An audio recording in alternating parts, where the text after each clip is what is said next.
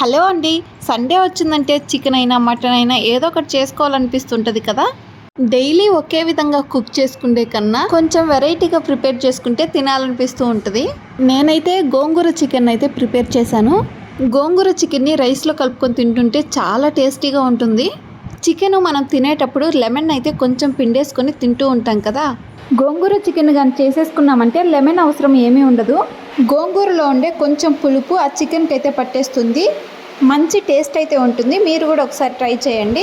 ఇంకా మన ఛానల్ని ఎవరైనా సబ్స్క్రైబ్ చేసుకోకపోతే సబ్స్క్రైబ్ చేసుకోండి. వీడియో నచ్చితే లైక్ చేయండి. వీడియోను ఎండ్ వరకు చూడండి. నేను కొన్ని టిప్స్ యూస్ చేస్తూ ఈ చికెన్ అయితే ప్రిపేర్ చేశాను. ఇక్కడ చికెన్ కనిపిస్తుంది కదా, ఈ చికెన్ని నేను ఫస్ట్ బాగా క్లీన్ చేసేసుకొని ఈ చికెన్లో కొంచెం ఉప్పు, కారం, పసుపు, 1 teaspoon chicken masala, 1 teaspoon garam masala, 1 teacup పెరుగు, 1 టేబుల్ స్పూన్ ఆయిల్ వేసేసి బాగా మిక్స్ చేసేసుకున్నాను. మిక్స్ చేసిన చికెన్ని ఒక 1 అవర్ వరకు నానబెట్టేశాను. తర్వాత వీడియోలో చూపించిన విధంగా ఒక బాండి పెట్టేసి దాంట్లో కొంచెం ఆయిల్ వేసుకొని టమోటా, ఆనియన్స్ని బాగా వేయించేసుకొని చిటికెడంత పసుపు, కారం, ఉప్పు వేసేసుకొని బాగా కలబెట్టేసుకున్న తర్వాత ముందుగా ప్రిపేర్ చేసి పెట్టుకున్న చికెన్ ముక్కలను అయితే వాటిలో వేసేసుకొని కలబెట్టేసుకోవాలి. చికెన్ని కొన్ని టిప్స్ యూస్ చేస్తూ చేశానని చెప్పాను కదా.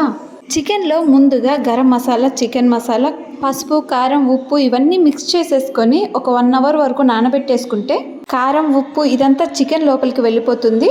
ఇలా చేస్తే చికెన్ చాలా తొందరగా అయితే ఉడుకుతుంది. ఇంకా ప్రాసెస్లోకి వెళ్ళిపోదాం. చికెన్ని కలబెట్టేసుకున్న తర్వాత ఒక గ్లాసు వాటర్ పోసేసి మూత పెట్టేసుకోవాలి. 10 మినిట్స్ తర్వాత మూత ఓపెన్ చేసి చూస్తే చికెన్ అయితే బాగా ఉడికిపోయి ఉంటుంది.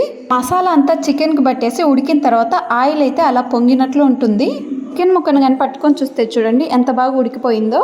చికెన్ ఉడికిన తర్వాత బాగా క్లీన్ చేసి పెట్టుకున్న గోంగూరను అయితే చికెన్లో పెట్టేసి మూత అయితే పెట్టేశాను.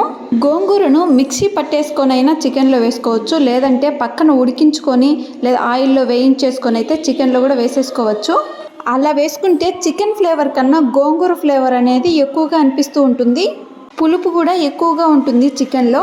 చికెన్, గోంగూర అంతా ఈక్వల్గా ఉండాలంటే ఆకును ఇలా చికెన్లో వేసేసుకొని ఉడికించుకుంటే ఈక్వల్గా టేస్ట్ అయితే సరిపోతుంది. చాలా బాగుంటుంది గోంగూర చికెన్ ఇలా చేసుకుంటే. చికెన్లో 5 నిమిషాల్లో గోంగూర అయితే చాలా బాగా ఉడికిపోతుంది.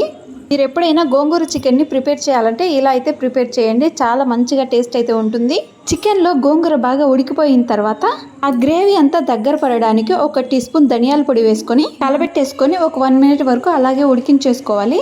గ్రేవీ అంతా దగ్గర పడ్డాక స్టవ్ ఆఫ్ చేసేసుకుంటే గోంగూర చికెన్ అయితే రెడీ అయిపోతుంది. మీరు ఎప్పుడైనా గోంగూర చికెన్ని ప్రిపేర్ చేయాలనుకుంటే ఇలా అయితే రెడీ చేయండి. చాలా మంచి టేస్ట్ అయితే ఉంటుంది. మీకు కూడా చికెన్ చూస్తుంటే తినాలనిపిస్తుంది కదా. వీడియో కానీ నచ్చినట్లయితే లైక్ చేసి సబ్స్క్రైబ్ చేయండి.